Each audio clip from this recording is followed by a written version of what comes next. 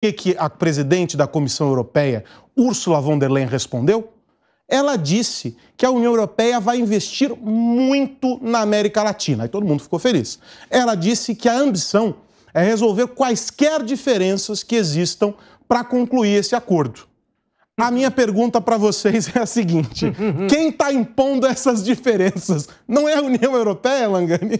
Pois é, quem está impondo é a União Europeia, né? Agora, a União Europeia é o seguinte: a questão ambiental que eles utilizam para ter vantagens comerciais, eles também têm que abrir mão de alguma coisa, né? Então, evidentemente que eles vão perder no agronegócio. O nosso agronegócio vai atropelar o agronegócio da França, que é um dos países que mais luta pela preservação de subsídios e protecionismo. Agora, por outro lado, a nossa indústria acaba sofrendo também. Por exemplo, a indústria de perfumes, como é que a gente vai concorrer com a França? Mas essa é a lógica de um acordo de livre comércio. Não agrada a todo mundo. Alguns setores saem ganhadores, outros perdedores, mas a população de ambos os blocos se beneficiam com o aumento de renda e de emprego. Essa é a lógica de um acordo de livre comércio. Agora, Felipe, é importante dizer o seguinte, né? Essas tentativas para que esses acordos sejam selados, elas não começaram hoje nessa conversa que o Lula teve. Isso se arrasta já há bastante tempo e com uma queda de braço importante do bloco europeu com os países aqui do nosso continente. Existe uma, não é má vontade, mas também não é uma boa vontade, como se espera, para fazer essas concessões. Isso já passou por outros governos com contextos diferentes, essas discussões se arrastam. E a minha pergunta é a seguinte: não é um debate de viés ideológico, é importante a gente dizer, não se trata do governo de esquerda ou do governo de direita ou do governo de centro.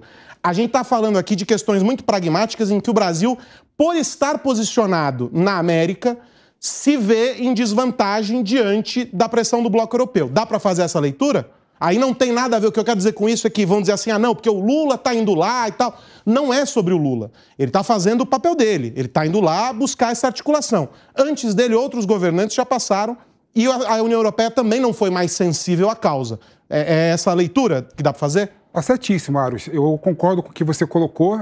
Na verdade, na relação exterior, a gente pode concluir que é cada um olhando para o próprio rabo, né? Todo mundo está olhando para os seus próprios interesses e quer algum tipo de vantagem na relação e na negociação entre um bloco e outro, ou entre um país e outro. Mas o que é importante destacar aqui, seguindo a linha que o Alan destacou, que eu concordo com ele, né, que o agro do Brasil ele é muito forte, né? O agro do Brasil ele tem uma pujança e tem uma eficiência que outras áreas do Brasil não têm, não é? Então, o presidente Lula, né, e outros candidatos a presidente têm que começar a discutir como que o agro forte traz determinadas desvantagens para o Brasil também. O que a economia chama de doença holandesa, né? Quando você tem um agro forte que exporta muito, muito eficiente, você acaba automaticamente se desindustrializando, né? Então a gente tem que ter políticas fortes também, e há vários remédios para isso, de você buscar a industrialização do Brasil também, buscar também desenvolver o setor de serviço, né? O Brasil não pode exportar ferro para a China e comprar material manufaturado de lá. O Brasil tem que pensar o desenvolvimento como um todo, né? Por isso que é importante o Brasil negociar com a União Europeia também condições muito melhores. Tem que parar com essa ideia, com essa noção que permeia toda a discussão política no Brasil, de olhar só para a questão do meio ambiente, como o meio ambiente é algo intocável, não é? A gente tem que começar a buscar e a lutar por uma indústria de economia verde, que ninguém fala isso no Brasil. O pessoal só olha para o Brasil e fala que o Brasil é um bom país do agro, não é? E tem que proteger a Amazônia. Não, o Brasil tem que criar desenvolvimento local na Amazônia também, né? Buscar desenvolver a indústria verde. Felipe, mas eu concordo absolutamente com o que você está falando, mas o presidente Lula e a esquerda, de uma maneira geral, pilhou esse tipo de discurso no passado quando interessava, quando era o Jair Bolsonaro. Destruímos as nossas florestas, o Brasil não preserva nada. E agora está sendo vítima desse discurso. Da própria narrativa. Exatamente. Olha que interessante isso que o Felipe traz, Segré. O Brasil é vítima dos próprios vícios, nesse caso, né, na leitura que o Felipe faz, porque a gente teve, por exemplo, a ida da comitiva para a China. O Ministério de Ciência e Tecnologia aprovou vários acordos, o Ministério da Indústria, etc. A gente não falou sobre trazer tecnologias aqui para o Brasil que possam ser desenvolvidas e que vão beneficiar a nossa indústria em algumas dianteiras que o mundo precisa. A gente não falou sobre inteligência artificial, a gente não falou sobre IoT.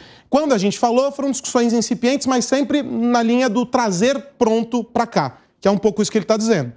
A gente caminha em círculos nessa história. Esse acordo com a União Europeia, por exemplo, e esses investimentos que a União Europeia deverá fazer, eles, portanto, estão datados e carregados desses mesmos vícios na sua leitura? Sim. Quando esse acordo começou, foi em 1992. Estamos em 2023, já tem 21 anos de negociação. O acordo esteve parado até 2019. Época não, em que 31. Não.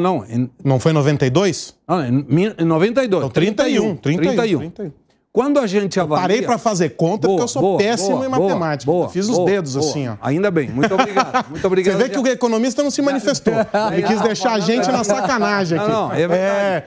Mas ainda bem que eu estava atento. O economista nem colocou os números aqui para auditá-los, pô. Mas você sabe que quando começa essa questão, em 2019, até 2019, estava parado o acordo. Não tinha avanço nenhum. E quais eram os governos que destravaram? O Macri na Argentina e o Bolsonaro aqui no Brasil. Nesse momento se assina um acordo macro que deve ser ratificado pelos países que compõem a União Europeia e pelos países que compõem o Mercosul. E aí que começa essa discussão da letra pequena, a letra miúda do acordo, em que a Europa, sobre a protela de a França, coloca essa questão, sobretudo, do impacto ambiental. E observando que, se o acordo for assinado, isso ia gerar um desmatamento de 25% superior. Sendo que um dos países que mais desmata na América do Sul é a Guiana francesa. Então você fala, peraí, como é que pode? A França reclama do desmatamento, mas a Guiana francesa é um dos países que mais está desmatando. Então são incongruências naturais dos acordos, mas de qualquer forma, tudo que é promessa, eu vou fazer, vamos resolver, precisamos assinar, são apenas expressões de desejo. Até não estar assinado, tudo é narrativa.